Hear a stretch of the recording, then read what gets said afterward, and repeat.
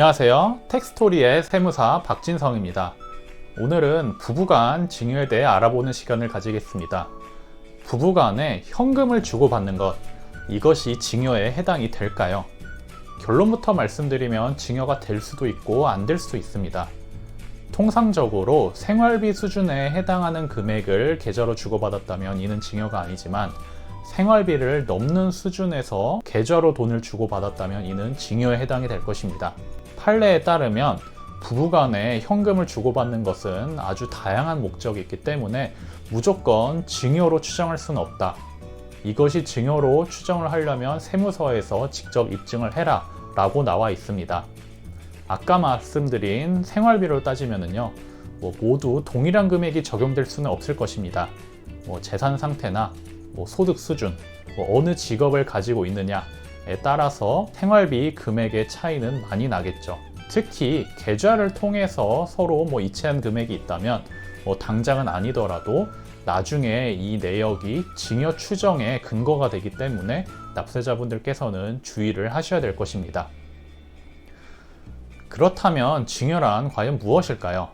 법적인 의미에서 증여는 무상으로 타인에게 유형 또는 무형의 재산, 이익을 이전하거나 타인의 재산 가치를 증가시키는 행위를 하는 것을 말한다고 되어 있습니다. 배우자라고 하더라도 배우자로부터 받은 돈으로 부동산을 취득을 하거나 아니면은 다른 배우자의 채무를 대신 상환하거나 이런 거는 명백히 증여에 해당이 되니 증여세 신고를 하셔야 됩니다. 만약에 증여세 신고를 하지 않으신다면 나중에 세무서로부터 소명 자료가 날라와서 뒤늦게 가산세와 함께 증여세를 더 많이 내시는 경우가 비일비재하게 발생할 수도 있습니다. 그렇다면 계좌에서 현금으로 돈을 뽑아서 배우자한테 전달하는 것은 어떠냐?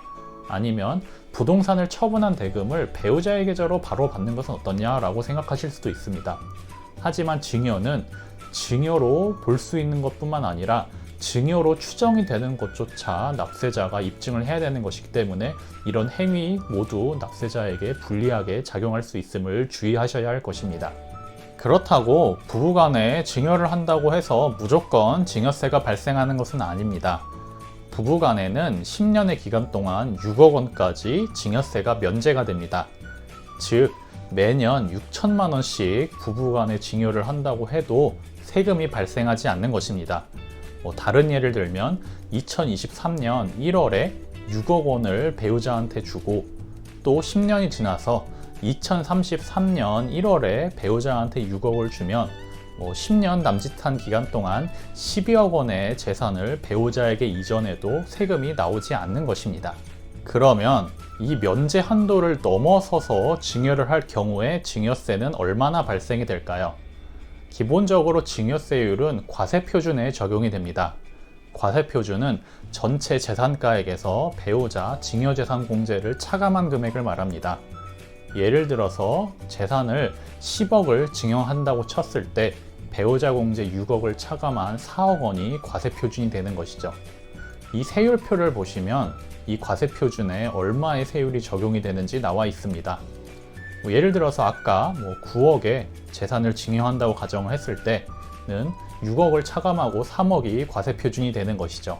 그러면은 이 3억 중에 1억까지는 10% 세율이 적용이 되고 그 뒤 2억과 3억, 총 2억 원의 금액에서는 20% 세율이 적용이 되는 것입니다. 그럼 배우자 공제를 넘어서 증여를 했을 때 증여세 신고 납부 기한은 언제까지일까요?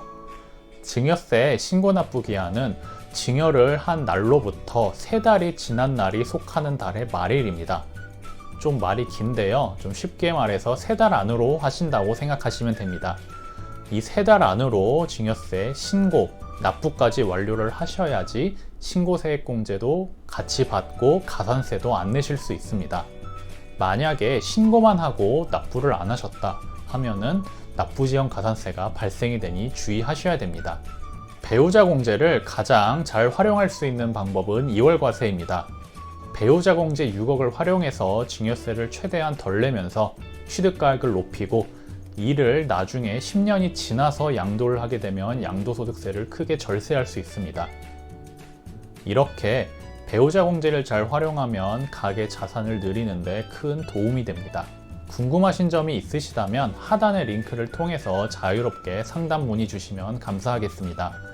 지금까지 텍스토리의 세무사 박진성이었습니다. 감사합니다.